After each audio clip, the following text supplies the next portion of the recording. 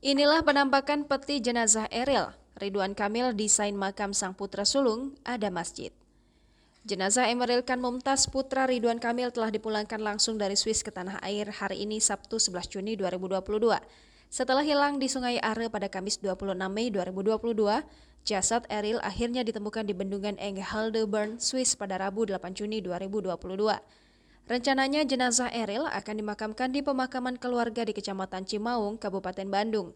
Pihak keluarga dari Ridwan Kamil sendiri diketahui tengah mempersiapkan lokasi pemakaman Eril. Adapun memiliki waktu untuk disemayamkan, maka Eril akan disemayamkan di Gedung Pakuan, Kota Bandung. Sementara terbaru, Ridwan Kamil membagikan sebuah peti untuk membawa jenazah Eril ke tempat peristirahatan terakhirnya. Lewat unggahan tersebut, Ridwan Kamil memperlihatkan sketsa gambaran desainnya yang menunjukkan sebuah penampakan makam Eril yang berada di sebelah sungai kecil. Ridwan Kamil pun menggambarkan bagaimana penampakan tempat peristirahatan terakhir Eril yang dipenuhi pemandangan yang indah. Ridwan Kamil juga memperlihatkan sketsa sebuah masjid yang indah dengan cat berwarna putih.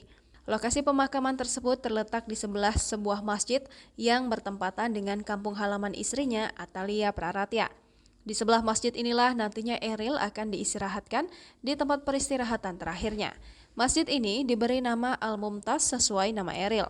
Masjid tersebut memiliki makna yang cukup berarti yang dirinya terbaik, yang mana cara Eril menjalani hidup di dunia fana ini.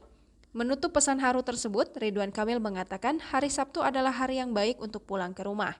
Pengadilan Swiss telah mengizinkan jenazah Eril untuk dibawa ke Indonesia. Pihak keluarga merencanakan membawa jenazah Eril ke Indonesia pada hari ini dan dijadwalkan tiba pada Minggu 12 Juni 2022. Jangan lupa subscribe, share, komen, dan like ya!